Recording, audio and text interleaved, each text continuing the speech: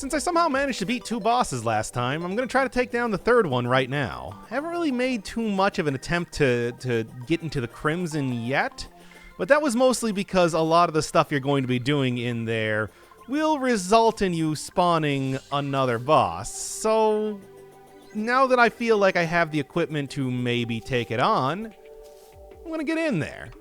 I do also have a bunch of sticky dynamite to make that happen, as well as just, in general, equipment that I would say is good enough to give me a fighting chance. It's going to require a little bit of setup, but at least I think as of now, I am out of the very early game of Terraria. I'm no longer kind of fumbling around underground to just attempt to find anything of any worth. It's now, really trying to do some focused progress.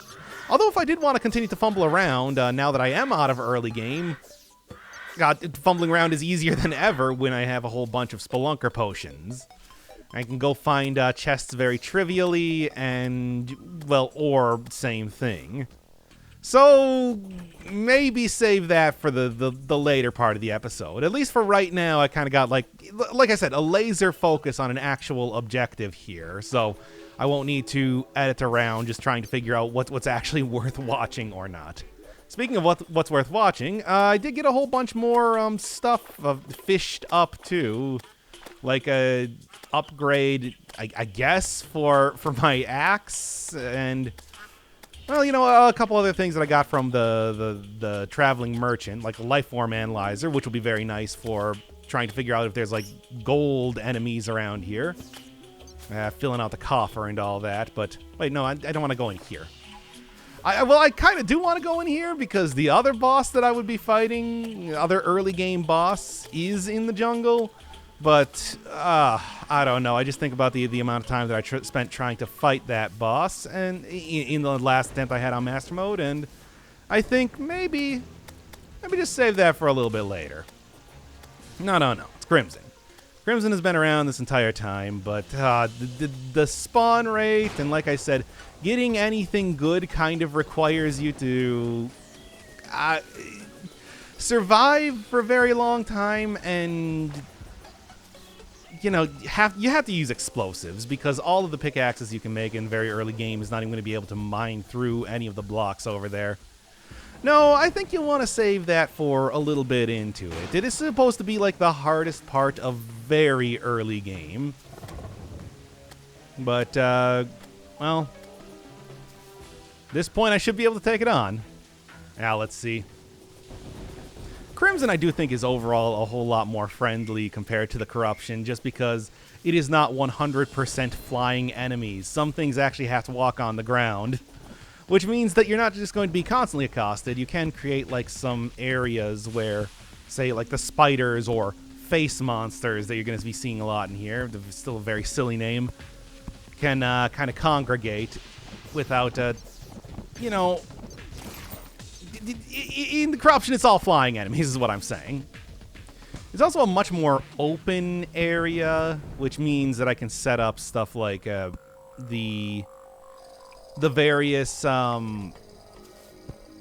boss arenas a lot easier compared to Corruption, where it's just like gigantic pits everywhere. Oh, so many gigantic pits. But yeah, the goal here is the hearts. I think I did see a few of them around the world when I was doing some farming, but didn't really end up doing much of anything with it because, yeah, you really do have to get... Hey, nice! Oh, guns! Good! How much does this actually do? 15 range damage. I'll try it out. I don't know if the Undertaker is any good. I do know that the Corruption equivalent, what is it? It's just a musket, right? Is pretty alright. That said, I am definitely going to still be using like the tendon bow for most of the stuff, because jest arrows are piercing, which does make a real big difference with trying to, well, do anything against bosses, especially bosses that have a lot of ads, like the one I'm about to fight in like 5 seconds, if I'm really feeling like doing that. I mean, I suppose. Just another one and lime kelp. Well, that's not even like an improvement. It's just another one. Well, anyway, getting a gun, though, does mean that I will have the NPC all about guns. What is his name? I don't remember. Anyway, new NPC is going to be spawning, and that's going to make it at least easier to start to get better guns. I certainly do have enough, oh, man. See, this is why you don't really want to be in the Crimson for too long. It's frustrating with that sort of deal. Well, anyway, yeah, since I like to build for ranged, I will probably end up doing that with the sort of stuff that he's going to be selling. Also sell something new if he's in the new graveyard mini biome. Just kind of a very good type of... Wow. This is getting kind of ridiculous. Very good type of shotgun, which I might look into. There's not really a whole lot of places to get a gun to get him to spawn in the first place, but, you know, by the time that you're able to get into the Crimson or Corruption, you're usually able to get something by busting apart shadow orbs or the Crimson Hearts. Or you can always just go into the jungle and try to find a boomstick in there. Also a shotgun. I don't know if it's a very good shotgun because I swear I never actually find those things whenever I get in here. Arms dealer. There you go. Alright, I also have a place open in the desert, which I know is the area he likes to be in, so yeah, I should have it all set up right now to get even more pylons to start to... Come on, cut that out. Even more pylons to be able to warp around in the world, which now that I'm thinking about it, I probably should have done that at the very start of the episode. Would have maybe saved some time rather than having to walk all the way over here. But, well... I didn't. I had to get my shtick ready about, like, hey, I'm going to be taking on the Crimson now, etc. and so on. And I do think the plan for this episode is maybe I'll do, like, a little bit more spelunker potioning, see if I can find something good. But if I am successful in fighting the boss in this area, what I will do is probably attempt then to go into the other more difficult area, the underworld. Which can be kind of real difficult, but does have some very good items. I mean, that's like the best pre-stuff happening if you have not played the game. Type of equipment that you can possibly get. It's just, well, not only does it take a really long time to dig down there, it also is a difficult area too. But oh, the loot you get. The loot you get is amazing. Okay, like I said, piercing. This is why I got piercing. The knockback, I don't think is as good as the Undertaker. Not that that really matters, because, yeah. I've collected a whole lot of stars, so Jester arrows are not that big of a deal. Mostly. I guess I don't really want to be too... Go too crazy with that, but, you know. For right now, it's fine. Yeah, see, like I said, having this sort of like gigantic area here makes it so much easier to create a boss arena versus the Corruption, which I think during when I was doing that last, what I did was I just ended up can't even see anything. When I was doing that, what I ended up doing was I just hollowed out like a really gigantic area and then just used that as a base of operations. It's supposed to be like a giant heart with arteries and stuff, which is why it has a gigantic, like small corridors going off of a really gigantic corridor in the middle here. I'll just keep making a bunch of these, I guess. The shade wood blocks do at least look pretty nice. Yeah, come on now. But yeah, the spawn rate is like out of control in here. It is very annoying to try it to do anything. Anything at all. Because everything you do ends up with you having like 10 enemies around you. Here, how about this then?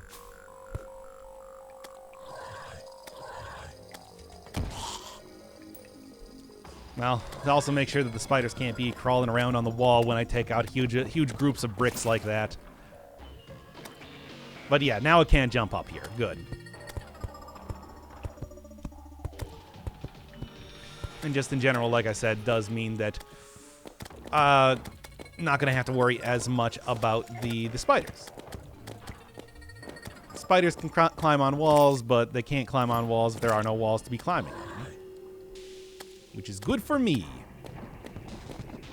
What I'd really like to do is try to get like some banners here too. Oh, I'm out of bullets. Can't say I'm all that surprised, but it's still annoying nonetheless. The thing is, you might just say, it's like, just defeat the face monster down there. But if I do that, then that's just opening up more slots for like spiders to spawn, I think. I don't actually know exactly how it works, but, well. Look, I would rather just have all of the enemy spawns being taken up by enemies that can't actually attack me. If that is, in fact, how it functions. All right, throw the Star Fury back up here. It's not... I guess I should probably be able to get some more usage out of it. The stars can still fall down, but I really... I don't want to mess around with it too much. I'm just going to be using this just in case... Just to make sure that I'm not using too much ammo on everything else that I have. Alright, well, this is not, like, super ideal, but, it should function as a... It should function for what I need it to do, I think. Man. Usually, what I do for master mode is really try to set it up with, like, a whole bunch of, Yeah, we good? Yeah, usually what I try to do with master mode is set it up so that I have a whole bunch of, like, a different type of arena, I suppose is what I'm trying to say. But this is enough.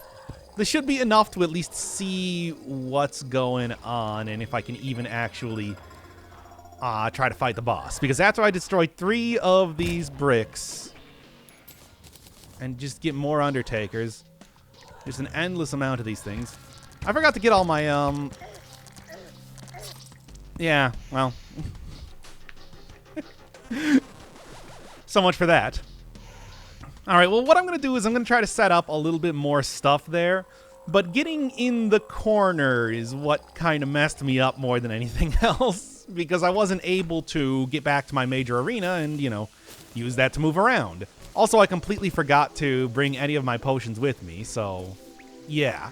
In fact, now that I got the money trough from a blood moon, I think what I'm going to do is I'm going to end up like just throwing all my potions in there for easy access.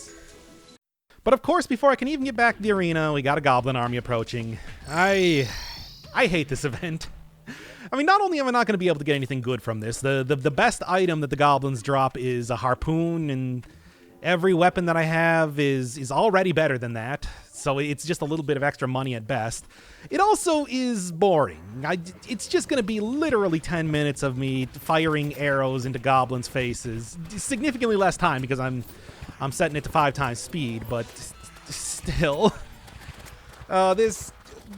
This compared to most of the other events, you just really don't get much of anything good out of this.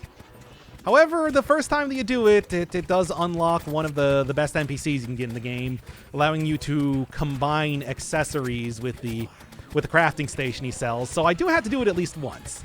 I guess, I mean, I was planning to do it if I managed to get the necessary supplies to summon the goblin army. But past this point, it's just going to be a frustrating waste of 10 minutes to deal with these jobbers. So, yeah. I mean, well, hey, like I said, that NPC is going to make it so that I get a pretty big advantage when I go up against the Brain of Cthulhu again. So, it's not that bad. It's just, man, every single time I see a goblin army is approaching, there's just this visceral reaction in my mind that's like, oh God, why? Especially because the new pylon network that you can use to teleport around does not work during invasion events, so even if you're just like, you know what, I'll deal with this later, nope, your teleport system is down. Have fun with that. Well, anyway, goblin army defeated. Set it back to normal mode for a couple seconds here. So you can see all the great items that I got. Spiky balls, just endless amounts of these not very good consumable, throwable items, and didn't even get that harpoon like I was saying, so yeah, good stuff. Well, I guess I got a banner, so at least the next time these guys approach, which will be eventually. In fact, it happens before the end of the video, but I'm not going to show you that one because, once again, you don't get anything good for doing this. Terrible. Hate these things. Well, anyway, now what I did, now that those guys have been actually defeated, well, first off, what I did was I went and took all of the life crystals that I've been collecting from underground, just to show you one of the basic setups, and combined them with chains to create heart lanterns, which will be an important part of future arenas, since I happen to do that there. But then, it's the gigantic search for the bound goblin NPC underground. Thankfully, I did manage to get a rare life form analyzer, I think it's called, from the traveling merchant, so I am able to see the new NPC when he appears. It's just actually finding him when the analyzer says he's around is sometimes a different story. I mean, there were plenty of times when I was digging down here that I really that I did see, you know, either a rare NPC or a rare monster somewhere around here, but just couldn't find him. And they eventually just, yeah, right there. I'm searching all around here and nothing. Oh well, if nothing else, this is also a good start to the gigantic shaft known as a hellevator all the way down to the underworld, which is going to be very important for the second half of this episode, so that's good. Ah, bound goblin again, and it's gone. It's frustrating, but, you know. At least with all the dynamite that I have, digging is easy. Especially as you get a little bit later down and water starts to turn to lava. Having a lot of explosives tends to be the best way to not get yourself killed while you're trying to dig into the underworld, basically. Hey, it also gives me a lot of extra items which are going to be important for, you know, either crafting or, well, one thing or another eventually. Still, the amount of water that appears down here is annoying to deal with, even with the explosives. This isn't like some other games where exploding stuff will also take out water, too. It's like, no, it's going to stick around here, and it's going to stick around here forever. There was that one item that I alluded to earlier that could get rid of an infinite amount of water, but that's from the angler NPC, which you got to do quests for, and then he rewards you with random rewards each time, which is not very helpful. Well, the one good thing about having all this water around is that it will kind of neutralize a lot of lava and get me a huge amount of obsidian, because obsidian is formed when you hit lava, blah, blah, blah. That's going to be important for a little bit of crafting later on that I'm going to be doing. Even though my current pickaxe can't actually dig it up, well, explosives can. Hey, it's the same thing with going into the Crimson, where I might not be able to get through the blocks with the tools that I have at hand, but, well, dynamite is a tool by itself. Yeah, I'm going to be switching out. I'm going to be, you know, like switching out most of my digging supplies for explosives in the future, like, period. It's going to be a while till I'm using the pickaxe again. Rare NPC Tim drops a wizard hat. Good if you're going for a magic build. I am not, so whatever. Now, the more important bit is that there is a bound goblin around here. Is this a point in time that I'll find him? Will I find him before I die? Well... We'll see. At least in this area, there's a lot less, it's so much lava that it's like, at least I know that there's only a limited amount of places that the NPC can spawn. This is also a good example of me using the Star Fury once again to kind of like check around in areas that I can't really see. The light particle effects kind of show off things a little bit better. And there he is. Yeah, the light particle effects can kind of show things through walls, which is pretty helpful when you're looking for a needle in a haystack like I am right now. So yeah, Bound Goblin only appears after you finish the Goblin Invasion. And like I said, not only does he sell like the crafting bench that will allow me to combine accessories together, which is extremely important. The boots that I'm using right now that I got through fishing, I can combine with an aglet and the anklet of wind, another accessory that I got in the jungle. I don't remember if I actually showed that or not.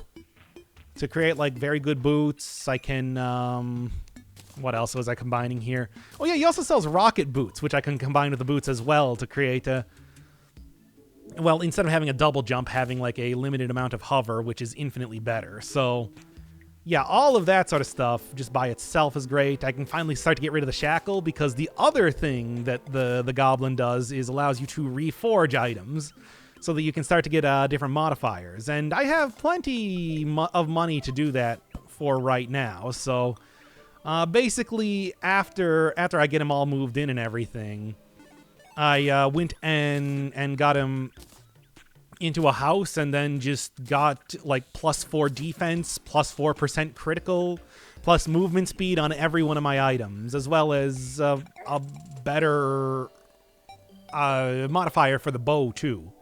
Meaning that, yeah, no, the damage and the defense has taken a gigantic leap up. And since while I was exploring underground, I got another gravitation potion, I decided to explore the rest of the sky and got the accessory that I've been looking for quite a while, the golden horseshoe. Prevents fall damage, which is something that I've been missing for a while now. Fall damage is really annoying, and although eventually it becomes completely trivial because of items that I get later on, this is really the best way to deal with it for right now. All right, I did try one more time to do another live commentary bit for this and got completely destroyed by the brain, despite the fact that, well, it should have been much easier with all the items I had. I don't know. I don't know how this guy works, basically. So instead what I did was I took a bunch of the mushrooms that I've been collecting from this biome, as well as all the vertebrae that I'm getting from defeating the enemies, made up a bunch of the boss spawning items, the boss summoning items, I think they're usually called. So now, instead of having to go and break hearts and put myself in bad positions going into tunnels, I can just summon it on demand. And I do!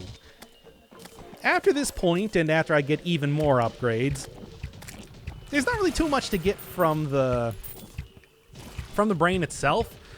Even just by defeating a couple of the eyeballs that are surrounding it, you don't even have to beat the boss itself. You can get a you can get like the armor set that you make with it.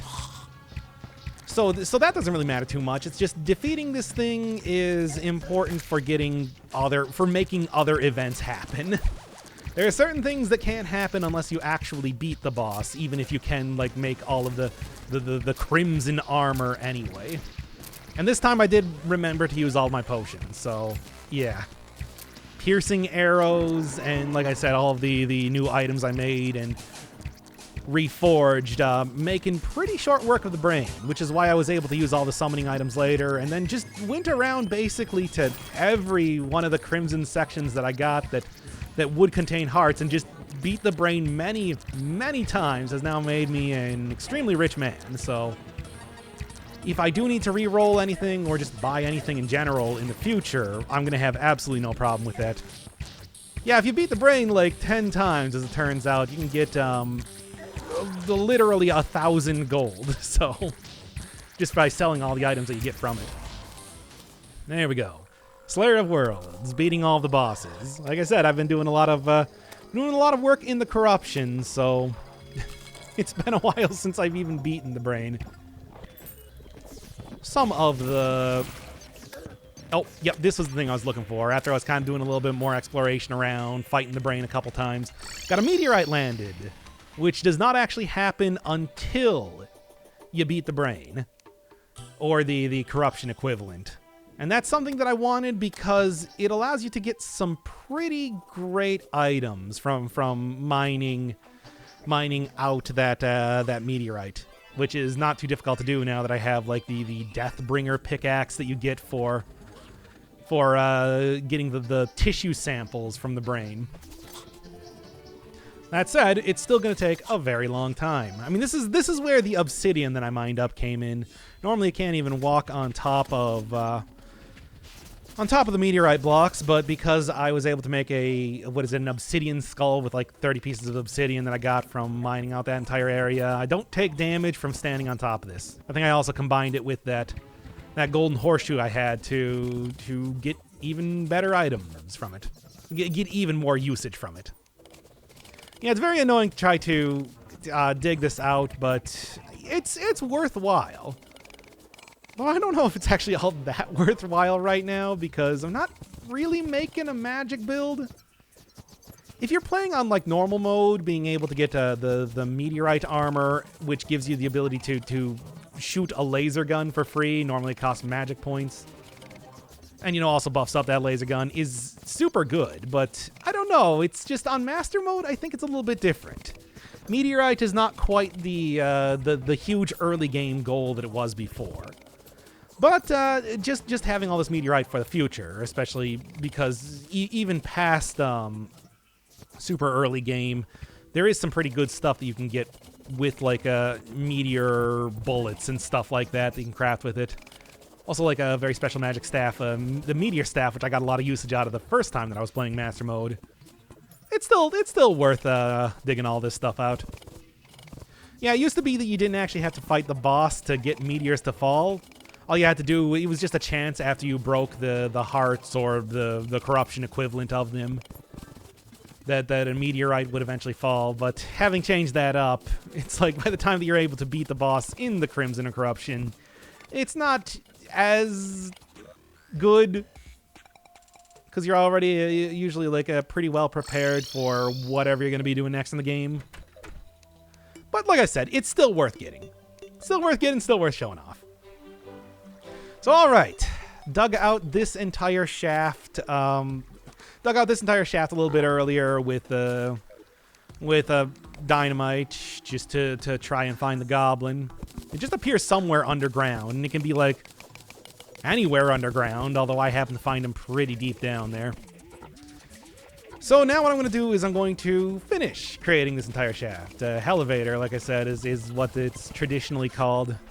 Basically sending you all the way down to the underworld for all of the good stuff that you can get down there.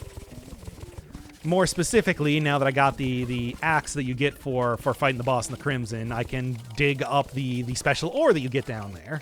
And when you combine that with some obsidian, it's kind of the final tier for the world as it exists of equipment that I'm going to be making. But, there's also, like, just stuff that you get down in the underworld, too.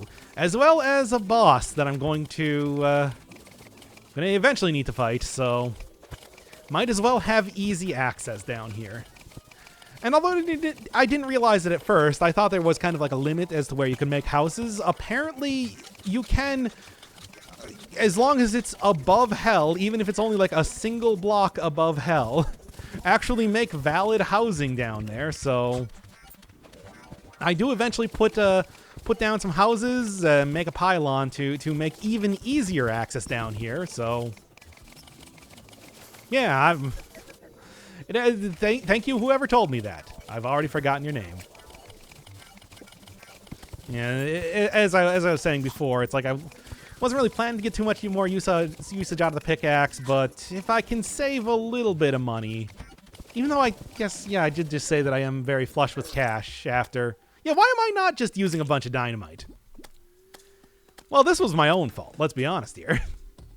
After fighting all those brains, I don't need to be stingy with the money. I can just buy as many sticks of dynamite as I want. Well, whatever. That's exactly what I do right now.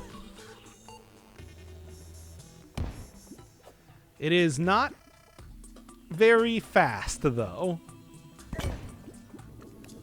And is also a little bit dangerous. Even though I would like to mine up some of this obsidian, it is kind of the only thing that's keeping me alive right now, while also allowing me to see what I'm doing. Don't mess around with lava. Lava is actually... It's weird because on normal mode, lava is actually a hugely dangerous type of... falling in lava is extremely dangerous. But in master mode, it's actually not doing all that much more damage than just... Well, I say that, but I did take a lot of dips in lava. Yeah, it's not doing all that much more damage than your average enemy, so... It's really the whole on fire debuff you get from it that's more dangerous than anything else. It's weird how it's become so... how jumping into lava has become more... Well, feels much less trivial than it would on, you know, like at any other point in game. So yeah, you could also like get water down here, make a bunch of buckets or whatever, and just dump water onto that, get like obsidian at the same time. But I think that the fastest way to do it is just with dynamite. And I want to make just one really large shaft that I can get down very easily. Though even falling at 9.8 meters per second, it does take a while, especially in a large world, to fall all the way down to hell. So I do think that it was definitely a worthwhile decision to eventually set up some housing down here.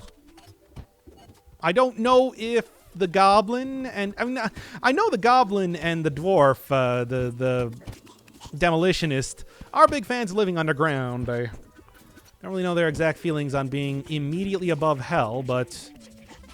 Well, they seem to be okay with it. They were still willing to sell me that pylon, so whatever. It's cool. Just a little bit more, and even more mushrooms if I want to go find that. Well, one of the other nice things about having a elevator is that you can get a pretty good look at what's going on in your underground very quickly just by falling down the shaft. To see if there's any like special spawns or special... Oh, yeah, the mining zombie. The mining zombies aren't really all that important. But if they want to drop, like, the full mining set for me, that does increase the speed at which you mine stuff much better, which will become more useful later on when I'm doing that more. I don't know. But yeah, it's an easy way to find, like, special enemies. It's an easy way to see if there's, you know, ore or anything around there, especially if you have a Splunker potion. And just in general, it's like, it's simple to find enemies and immediately despawn them if you don't want to deal with them. Well, anyway, I'm in hell now. Here it is. Looking good. I think they gave it a new background since the last version of the game, and I like it. See like a bunch of clouds of demons back there. But also, hey, unlike every other part of the game, it is very well lit up, so I don't need to be throwing down a million torches to even see what I'm doing. And basically, the entire thing the plan was to actually do this again live commentary, but I was dying an awful lot. Enemies spawn frequently in hell, and it's annoying. But hey, it's not really going to be too big of a deal when I'm just endlessly throwing dynamite everywhere. Which normally you don't need to. You can just kind of like dig through stuff, or the way that hell houses work is that you can just, you know, dig your way through the wall or just use the doors that already exist, but I am exploding everything for a specific reason right now. One of the great particular quirks of obsidian blocks is that you can make platforms out of them, and I'm going to want one really huge platform going through the entirety of hell, but they are also, obsidian bricks and obsidian furniture and everything also is immune to lava.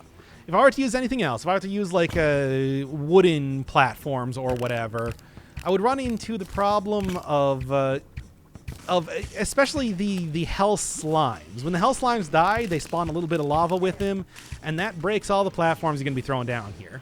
However, obsidian platforms, not a problem with.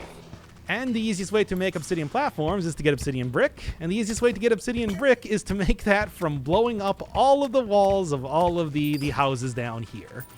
So basically, after I throw down a couple dozen sticks of dynamite into the housing complexes, I'm able to get like several stacks. I'm able to craft like several stacks of the hell platforms, and now I don't have to worry at all about the hell slimes kind of messing me up. Not a problem if you're playing on normal mode, where hell slimes just die as normal, but huge problem on master and expert mode. Even though I don't technically have to fight any of the slimes, I'm still using the royal jelly accessory that I got all the way back fighting king slime. Maybe like the best place you can use it, by the way. With the huge spawn rate down here, lava slimes are otherwise very, very obnoxious to deal with. So, yeah, but especially if you're using like a summon like the Finch Staff, which I still got right now, you're just going to accidentally be killing slimes occasionally anyway. And hey, there's a voodoo demon carrying around a guide voodoo doll, which I'm going to need to summon the boss down in the underworld, and I completely failed at doing that. Don't worry, I get another one later.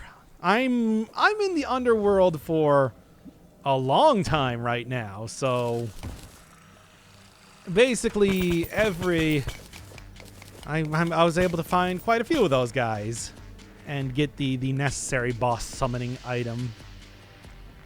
Not that I really should be fighting the boss down in the underworld right now. I don't even have the ability to open up like all the locked chests that you see around here.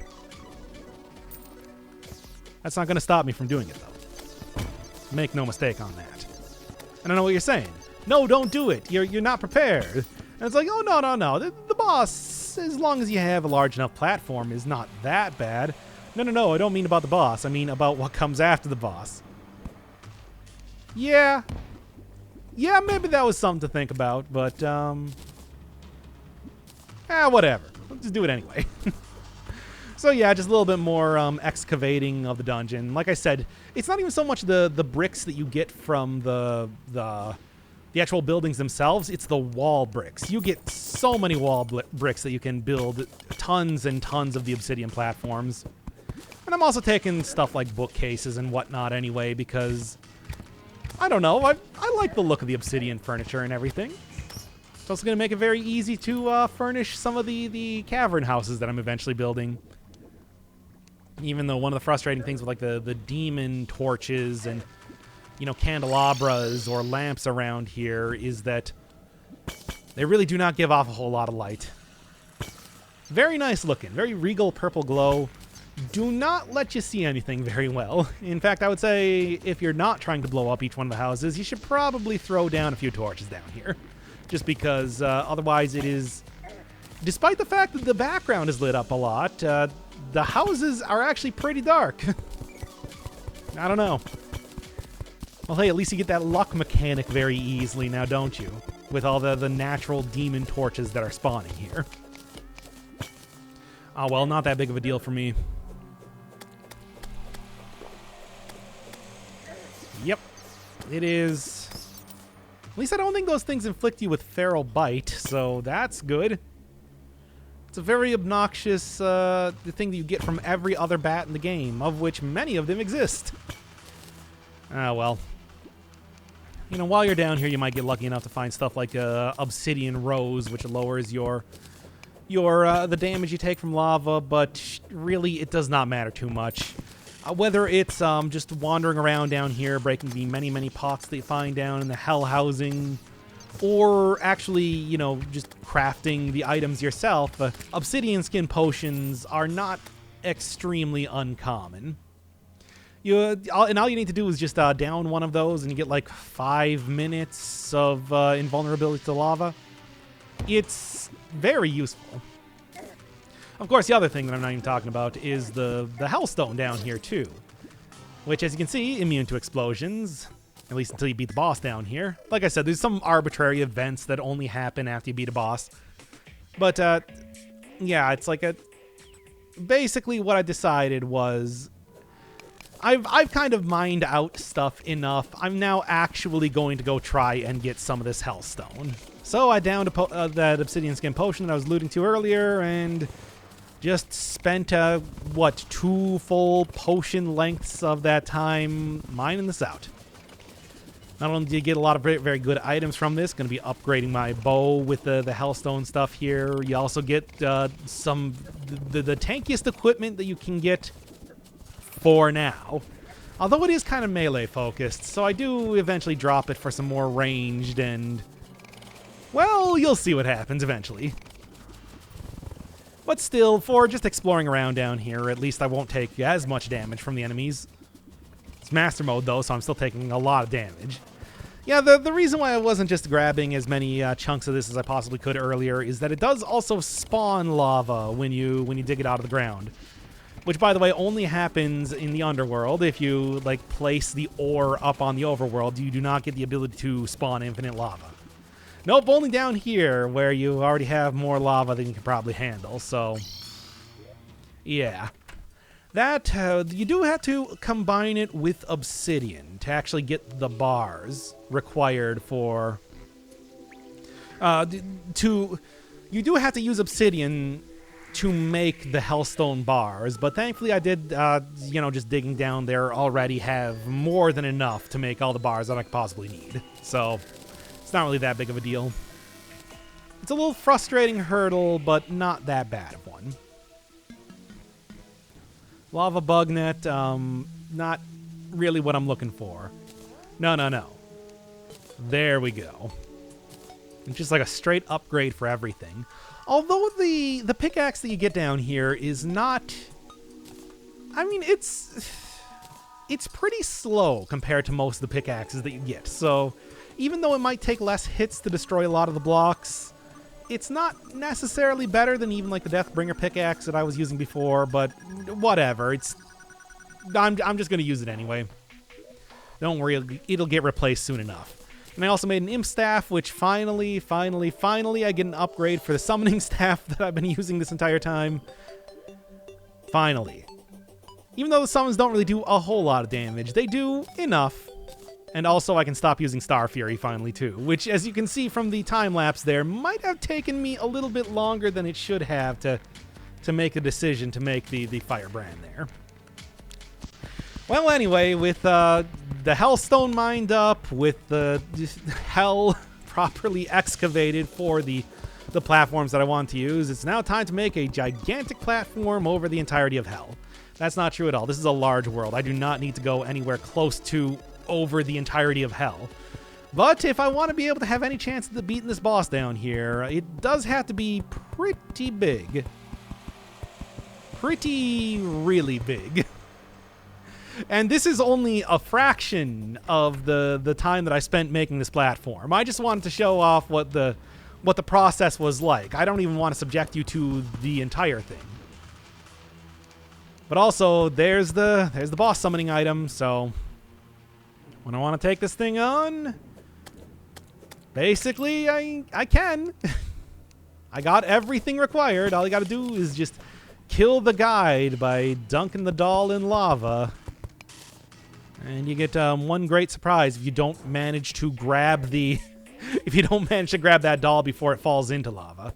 And this was also the point in time that I realized, like, man, I'm getting sick of falling down the shaft the entire time here. I'm gonna make an actual house. So this is gonna be a little bit truncated version of the usual building process. But hey, I'm at least gonna show it on screen this time. You're not gonna be. It's not just going to suddenly appear like every other time that I've been doing any sort of a building down here. What I should have done was actually take out ice blocks or something, just for the irony of it. Did also manage to get an ice machine in one of the many otherwise uninteresting ice chests that I found over in the tundra biome. So it's not like I was completely unable to create all of the cool ice furniture that I could have possibly wanted. I just I just got all of this obsidian stuff. Why not? Why not use it in its appropriate biome? Like I said, with all the torches and the whole luck mechanic, they really want you to try to do that after all.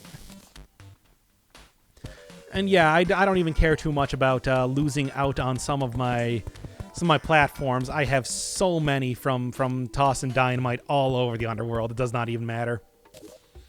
I can make as many of these obsidian bricks as I could possibly want. The only issue comes in where I can't actually see what I'm doing. Then I went back up to the surface, plundered the chest for some cosmetic items, and yeah, I started throwing stuff down. Like I said, though, as you can see, for whatever reason, the purple torches do not give off a whole lot of light. It's too bad. But at least I got the nice starry sky portraits. Portraits? Starry sky paintings to put down here. A lot of the paintings that you get in the underworld, fairly macabre. You know, the gigantic demon faces, lakes of lava, everything like that. But I think just a nice crescent moon, that's a good look. It's not the best look, but you know, you can actually get like Van Gogh's Starry Night painting in the game, but that's in a place that I'm not going to be doing right now. Oh, but you're fighting the hell boss, you say? Yeah. Yeah, well. Whatever. It's just going to make, when I do actually decide to go do that whole event, much easier. Right? Right? Well, whatever. Like I said, Demolitionist and the Goblin guy, Goblin Tinkerer, all big fans of being underground, so this is the place where I chose to shove them into. Prior to this, they were just, I don't know, in one of the wrecked underground cabins that were actually pretty close to the home base. So getting them farther away here and kind of setting it up so that I have easy access to the underworld is just a good idea. Although I did need to kind of dig out the back of this room a little bit more to actually have some place to put the pylon, but that's not that big of a deal. It was a minor addition, and it upped the property value of this by so much. Because of the teleportation, you understand. Also Hellforge, because I have so many of those things, I can throw one in as decoration. Maybe also if I get enough stuff, I can just go make and sell a bunch of the hellstone bars down here too. Both the Demolitionist and Goblin Tinkerer are shopkeeps, so you know it's pretty easy to sell stuff to them. And also, additionally, it's like, well, actually, no, I'm not going to have the obsidian to make stuff down here. Whatever. Just think of that thing as being entirely cosmetic. It also does give off a little bit of light too, but a minimal amount, like everything else in the underworld does. I like their mood lighting in hell. I don't know why. There we go. Much nicer. Much more convenient, too. Especially if, say, I grossly overestimate my ability to fight the boss down here. Not that I'm saying that's what's going to happen. No, no, no. Absolutely not. Like, you can trust me. I played this before. I know what I'm doing. So yeah, more creation of the gigantic platform that I'm requiring here. But also, see, now I don't have to be worried about not being prepared for this. Demon Scythe, baby, maybe the best magic item that you can get at this point in the game. This thing does a lot of damage, it pierces, it does have quite the delay before you can fire it off, but it's like, man, oh man, it's a good enough item that I went and I made the entire meteorite set to get a lot of extra magic damage, and I reforged it to get like the mythical modifier, because like I said, I have several platinum, hundreds and hundreds of gold to be able to re-roll stuff right now to fight all those brains. So yeah, who cares? Now it's trivial to take out the boss. I'm not even gonna go set down like the usual heart lantern, the fire pit or whatever for getting a bunch of extra regen. It doesn't even matter. I'm just gonna take out all my potions, run to the way too long platform that I made. I really did not need to make it this long, but I did. And we're just gonna go beat this dude right now. No problem. I got the... By the way, it did take me like 3 attempts to come down here and actually remember to bring the voodoo doll with me. But yeah, if you're doubting exactly how much damage the demon scythe does, check that out. Ain't nothing anymore. Alright, wall of flesh. Here it comes. Oh, a hot dog! That's good food stuff. I think that's actually like major improvements to stats, like the seafood dinner that I'm using right now, but it just dropped there. And also, I realized that after I record this, I didn't even go back and try and get it. Because it's like, you know, win or lose, the hot dog would still be there. Ah, whatever.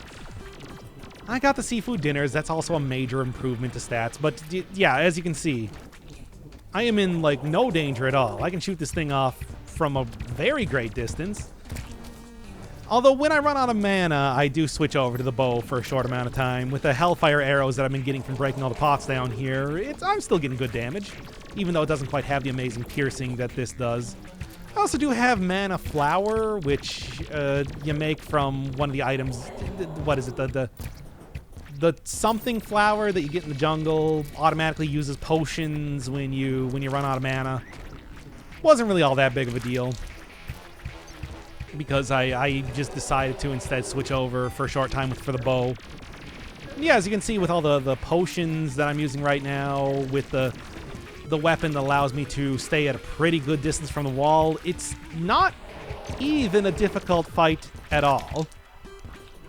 Now, if I didn't have like the lightning boots, or frost spark boots, I think they're called, actually, because I combined them with ice skates that I got from exploring the tundra, it's like it might have been a little bit different story. Might have been a little bit more difficult to outrun the wall, because it does pick up speed as you get it down on health. But Demon Scythe is so good that it did not matter at all. So yeah, episode 3. Already beating the wall of flesh. Didn't see that coming now, did you? Well, it was a lucky drop. I didn't think that I was going to get it, but I was also, if I was going to be having trouble with the wall, perfectly willing to farm that thing out. I didn't even need to worry about it after all.